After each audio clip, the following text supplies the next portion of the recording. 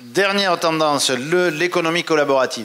Économie collaborative 2013, en France, on en a parlé, il n'y avait pas une semaine sans qu'il y ait une émission de télé nationale où on parle de l'économie collaborative et des recettes non déclarées et de l'hébergement sauvage qui se met sur Airbnb et qui fait concurrence à l'hôtellerie traditionnelle et des gens qui ne paient pas les taxes, etc., etc.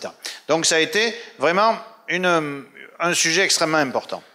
Ce qui se passe, c'est qu'aujourd'hui, l'économie collaborative, c'est un peu comme les géants de l'Internet, ça existe et ça existera. On ne reculera pas sur l'économie collaborative.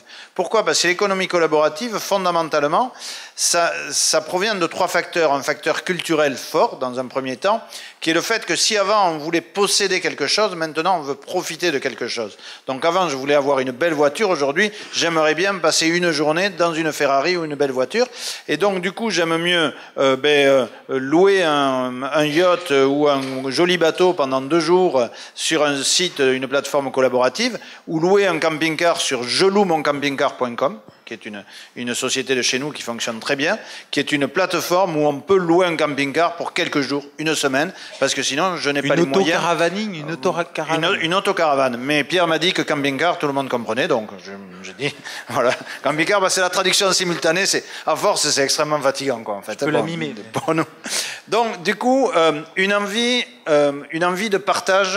Et deuxième phénomène, c'est un problème économique. C'est que si je dépense moins d'argent dans mon hébergement, je pourrais faire autre chose en vacances. Airbnb dit que 70% de ses clients déclarent dépenser plus parce que l'hébergement finalement ne revient qu'à 40 € par personne et par jour en France en moyenne pour un client Airbnb contre 100 € pour un hôtel. Donc je dépense plus en dehors de mon hébergement.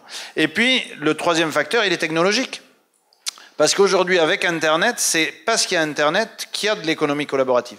Parce qu'il y a des plateformes qui sont accessibles de partout, donc beaucoup plus de gens qui peuvent accéder au partage. Il y a un système d'avis qui génère de la confiance génère la communauté, et donc du coup cette économie collaborative fonctionne bien. Et alors, on connaissait l'économie collaborative dans le tourisme côté hébergement, avec Couchsurfing au départ, mais ensuite Airbnb et de nombreuses plateformes.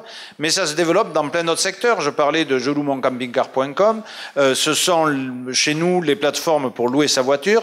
Ce sont les plateformes qui permettent, par exemple, comme Trip and Drive, quand je vais à l'aéroport, je laisse ma voiture au parking, en général, ça me coûte pas mal d'euros pour la semaine. Et puis, le parking, il est très loin de l'aéroport, le parking longue durée. Là, je la laisse et quelqu'un d'autre en profite. Donc, comme ça, j'arrive jusqu'au terminal en voiture. Il y a quelqu'un qui récupère ma voiture. Il me la rend une semaine après devant le terminal. J'envoie un SMS quand j'arrive. En plus, elle est propre et ça me rapporte un petit peu quelque chose. Et il y a une personne qui est arrivée dans cet aéroport qui n'a pas eu besoin de prendre une voiture de location, qui pour 30% moins cher a utilisé ma voiture, et la plateforme collaborative va assurer le tout. Donc on est vraiment dans quelque chose qui est ingénieux, mais qui peut poser question, évidemment, aux sociétés de plateforme ou de location de voitures ou aux sociétés de parking d'aéroport. Ça se développe sur la nourriture avec Cookening chez nous, Eatwiz aux États-Unis, où je peux aller manger, dîner chez un particulier. Je vais financer une participation au repas, mais dans l'esprit foodies dont parlait Pierre tout à l'heure, c'est vraiment, je veux faire un masterchef, je veux développer mes talents de cuisinier, je le fais pour du public. Il y a des plateformes où on peut maintenant louer un vélo qui appartient à un particulier et je vais louer mon vélo. Donc, là-dedans, ça se développe et ça va se développer. La question, c'est qu'est-ce qu'il faut faire par rapport à l'économie collaborative? Est-ce qu'il faut toujours lutter ou pas? Mais en fait, je ne sais pas si ça s'est passé pareil chez vous, mais pour moi, le mot collaboratif aujourd'hui, c'est le même mot que pellicule photo, je ne sais pas si on dit comme ça, fin des années 90. Tout le monde avait un appareil photo avec des pellicules photo. Ça va? C'est les mêmes termes, hein, ça? Pas des pellicules. Je sais pas, hein, je m'adapte. Moi, j'ai la pression, là, j'ai plein de yeux sur moi. Et en fait, qu'est-ce qui est arrivé? Les appareils photo numériques. Et puis, il y avait des professionnels qui développaient les photos.